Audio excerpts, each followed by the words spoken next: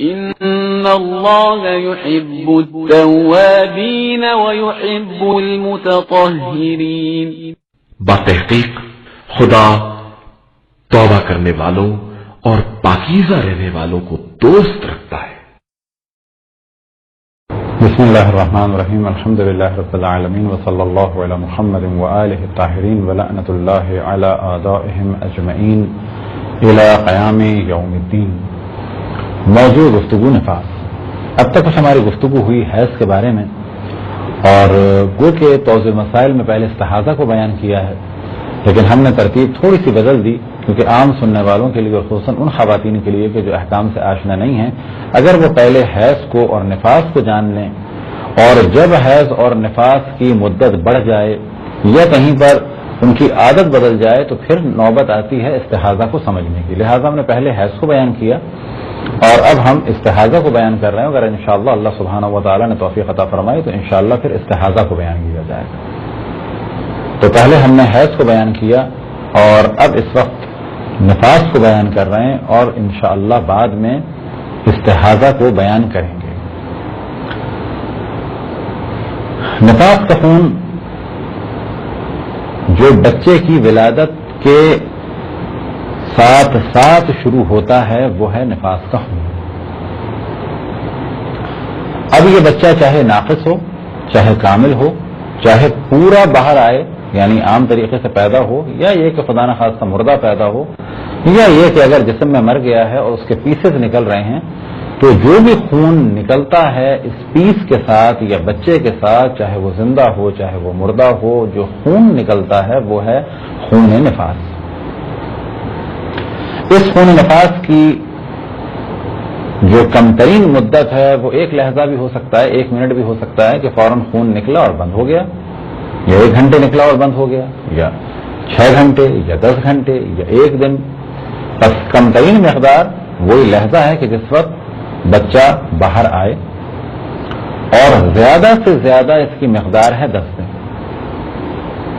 اب یہاں پر توجہ رہے کہ حیض کی مقدار بھی زیادہ سے زیادہ 10 دن ہے اور نفاس کی مقدار بھی زیادہ سے زیادہ 10 دن ہے. اس سے زیادہ اگر ہو جائے سلسلہ تو پھر گفتگو آتی ہے استحاضہ کی.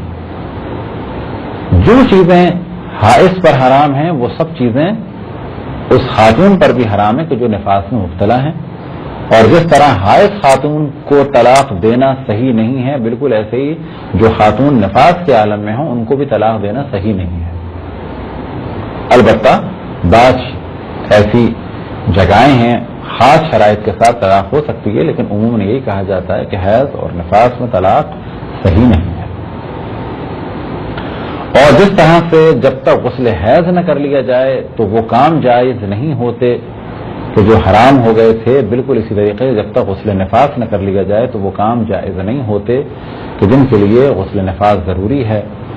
ہمارے معاشرے میں 40 دن تک چلے کے عنوان سے خواتین غسل نہیں کرتی اور نماز کو ترک کرتی ہیں، یہ صحیح نہیں ہے. نفاس زیادہ سے زیادہ 10 دن کا ہے. اس کے بعد استحاضہ پہ عمل کرنا ہوگا اور پھر یہ دیکھنا ہوگا کہ اگر مزید خون آ رہا ہے تو یہ دیکھنا ہوگا کہ یہ خون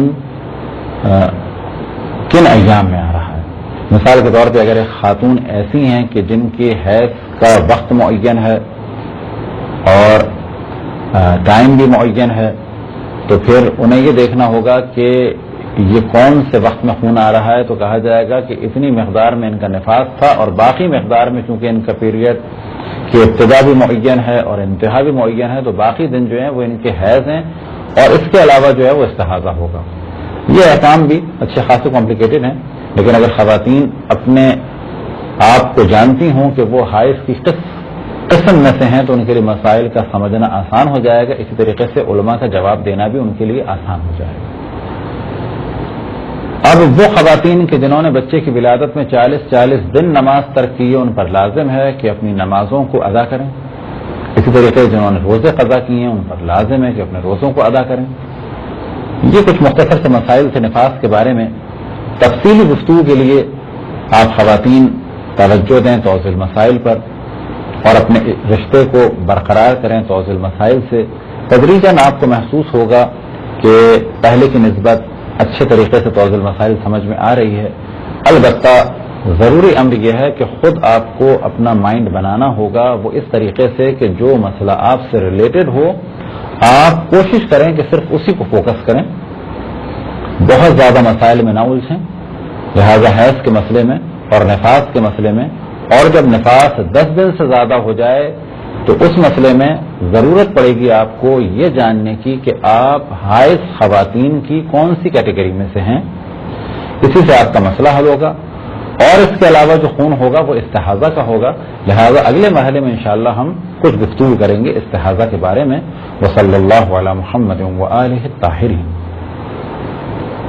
خداوند تبارک و تعالیٰ سے دعا ہے کہ بحق محمد وآل محمد ہمیں تعلیمات قرآن اور اہل بیت علیہ الصلوۃ والسلام پر چلنے کی توفیق عطا فرمائے. وصلی اللہ علی محمد وآلہ الطاہرین.